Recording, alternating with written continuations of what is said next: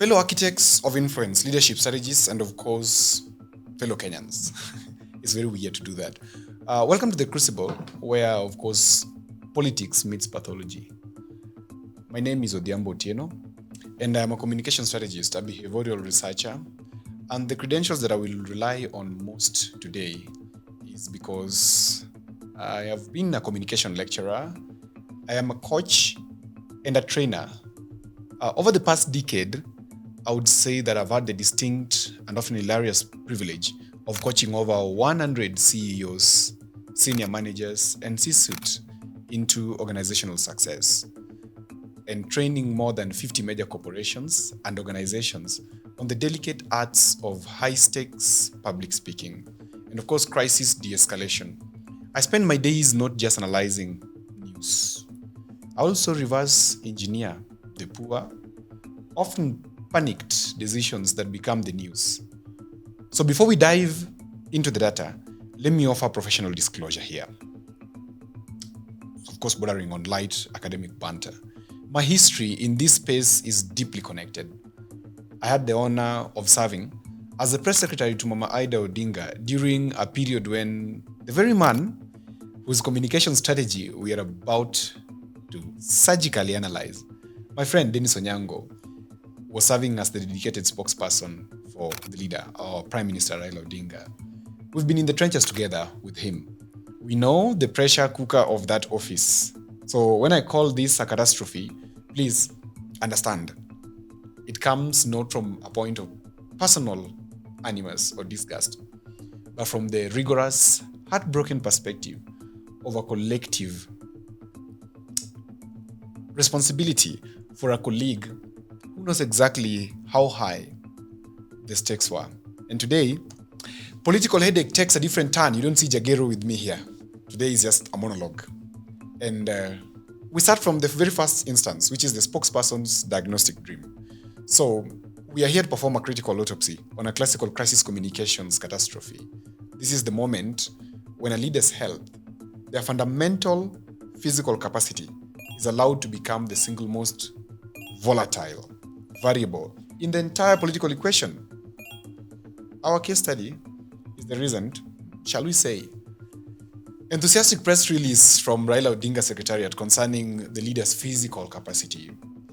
They were attempting to put a rumor to bed. What they actually did, ladies and gentlemen, was hand the political opposition a designer duvet, a silk eye mask, and tuck them in for the night with a warm glass of political oxygen. This was not a simple mistake. It was a strategic capacity miscalculation of epic proportions. The failure rests squarely on the shoulders of the communication strategy that was deployed by the Secretariat and its spokesperson, who, and I mean this in the most corporate and utterly devastating way possible, made themselves the gaffe. The Secretariat spokesperson rushed to assert that the leader is in good health and continuing with his normal duties. And this is where the comedy begins. A political spokesperson, maybe one of them, is not a qualified medical assessor. We are loyalty enthusiasts. Spokespeople do not go from issuing press releases to issuing prognosis. We have effectively been made chief medical officers by internal memos, and that is a failure of governance, not just communication.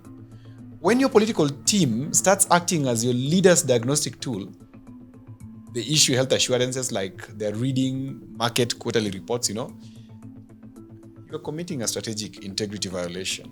The difference between a press secretary and a physician is about 7 years of medical school and significantly more liability insurance. So by allowing a political AD to provide a medical diagnosis, the Secretariat poisoned the well of credibility immediately. So let's look at the validation paradox and the art of feeding the monster, okay? The primary execution error was the decision to prioritize partisan accusation over objective capacity assurance. This is the validation paradox. The Secretariat immediately rushed to accuse a political formation, specifically naming the former Deputy President Rigathi Gachagua, Kalonzo Musyoka, the former Vice President, and of course, their wingman, Eugene Wamalwa, of spreading malicious and politically motivated claims intended to stir unnecessary speculation. You see the strategic blunder? They took a rumor, a piece of speculative gossip, and they invested it with official organizational rage. They confirmed to the entire nation that the opposition had successfully identified and exploited their political weak spot. You don't defeat a political attack by confirming its efficacy. No. You deny it oxygen. By naming Gachagua, they didn't silence the opposition. In any case, they gave them a standing ovation and confirmed that their strategy was working beautifully. When you lead with an accusation, you are sacrificing your credibility to feed the monster. You confirm the rumors is powerful. This move immediately shifted the national conversation from "is the leader well" to "look how panicked the secretariat is." The more vociferously you deny, the more the public wonders what exactly you are desperately trying to conceal. It's a political law of physics. Okay? So let's then understand what is the conditional chaos and the imagination factory. So then we arrive at the twin errors of false assurances: the conditional pledge and the routine travel claim. So first, the conditional pledge. The team assured us that the leader has not shied away from disclosing his health status and will continue to do so if and when the situation demands it. My friends, what exactly is the threshold here? Are we waiting for a full-scale state collapse? Or are we waiting for the opposition to seize the parliamentary maze when high-profile political figures are mobilizing constitutional fears and allegedly using AI-generated images to destabilize the state? The political situation already demands disclosure. And I'm not saying that the former prime minister is effective in government. No. But his position, or just by his existence, is one of the most important figures of stability of this government today. So the moment you say, "we will disclose if it demands it," you are positioning yourself as the sole highly conflicted judge of the public's right to know. This strategic misstep inevitably generates a public trust deficit, suggesting a deliberate concealment strategy is in place. Because Raila has never shied away from his health status. He's always told us. When he was the prime minister and he was going for some surgery on the head, he came out and told us. Whenever people have suspected, it doesn't begin from nowhere. It starts from somewhere. So it means within the rank of the party and the family, somebody somewhere must have said, Jacom is not doing well, okay? But we're not taking it wrongly, or we're not pushing it too far. Here, I'm speaking for the public, because of course we wish Jacom well, and that's why we are even discussing this right now, okay? So, you come and tell us about this travel narrative, which is my second point. The trip was vaguely declared routine and not as a result of a medical or health issue. Look, routine is the enemy of transparency. We are simply asking, routine where? Routine for what? Without verifiable itinerary details. A destination, a purpose, a list of scheduled activities. At the level of Raila, we know he is not just your secretariat figure. He is the anchor of hope for the whole nation. So you cannot afford to keep his itinerary secret, especially in the face of rumors by what you accuse us, the opposition, that Jacom is sick and is traveled outside. Okay?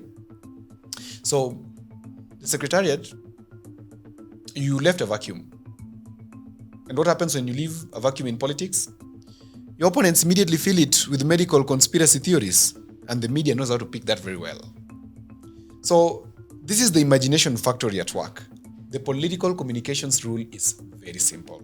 If you don't tell them where you're going, they will assume you are going straight to a highly exclusive, secret, overseas clinic with a constitutional stethoscope, you have to shut down the imagination factory before it starts production.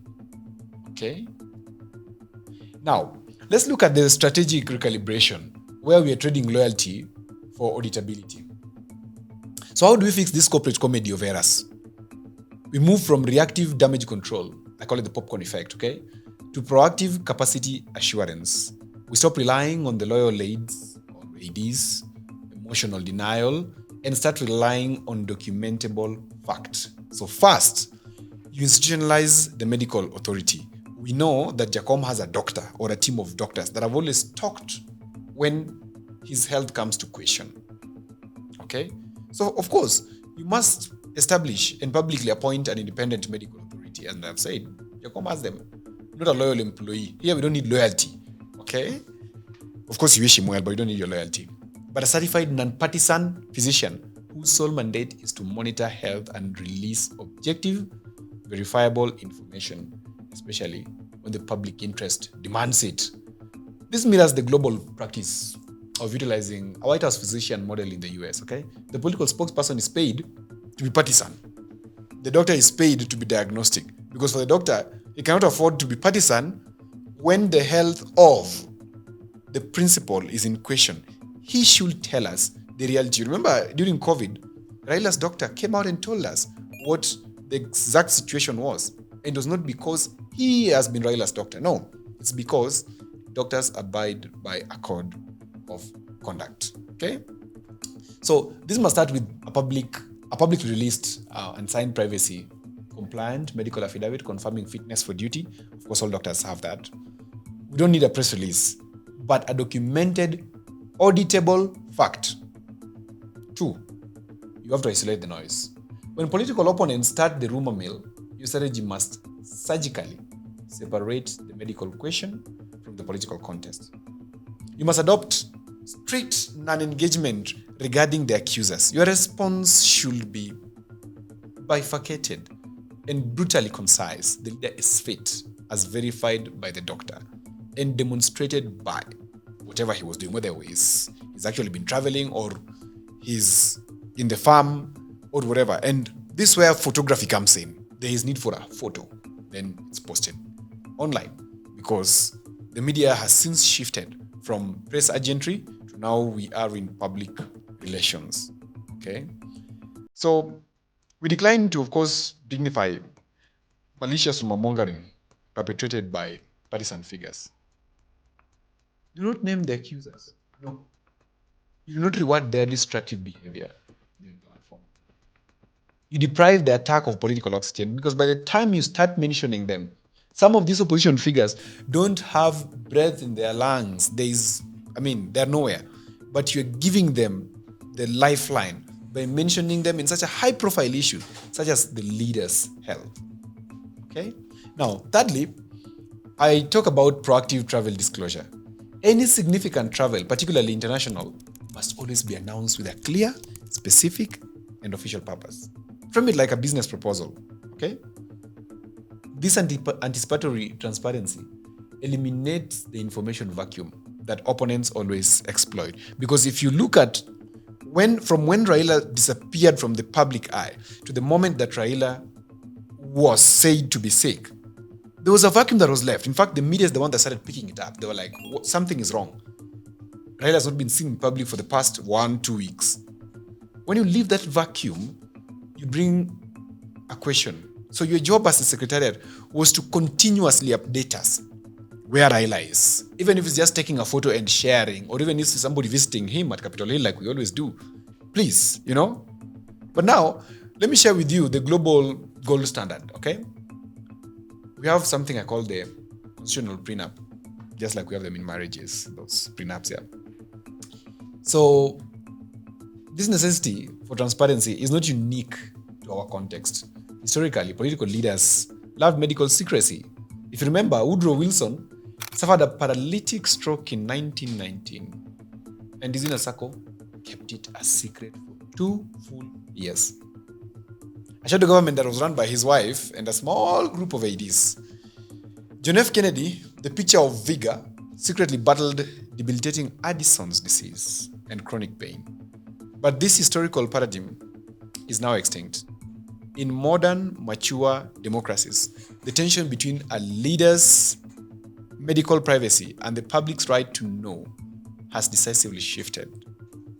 Privacy now gives ground to accountability. The highest level of political stability is always achieved by having an institutional capacity mechanism. So we must benchmark against the US 25th Amendment. This is the ultimate de-risking tool. This amendment provides explicit pre-agreed procedures for power transfer. It acts as a necessary corporate governance document for a nation.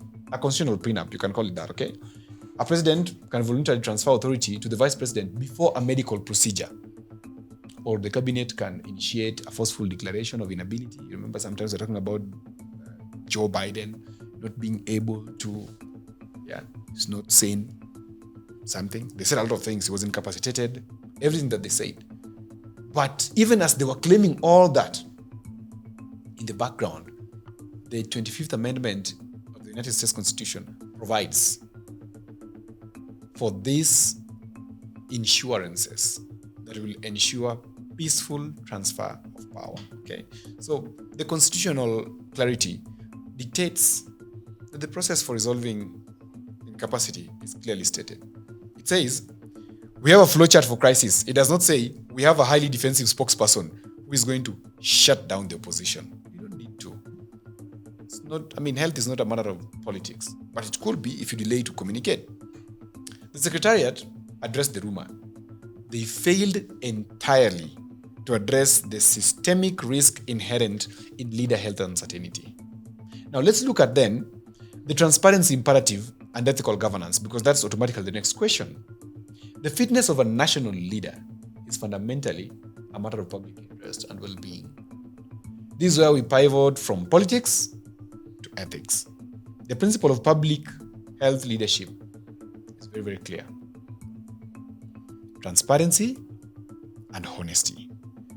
Public health leaders should empower the public with key information about issues related to public safety, health, and well-being. Okay, we see this imperative formalized in other nations. For example, in the UK, the Ministerial Code requires an explicit commitment to the 7 principles of public life and mandates enhanced transparency over ministerial activities.